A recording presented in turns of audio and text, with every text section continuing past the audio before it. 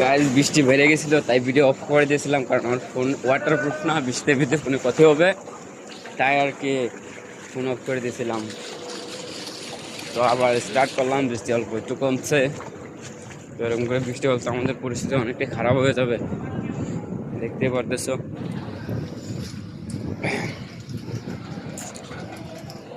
বৃষ্টি বাদলের দিন দুবাই সর ব্যবসা করা যায় না।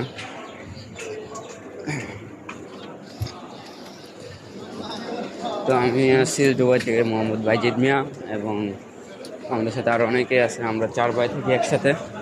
সেখানে বৃষ্টি করা যাবে না, পানি দেখা যাচ্ছে খুব অল্পতেই কমে যাইতেছে, দেখা যাক।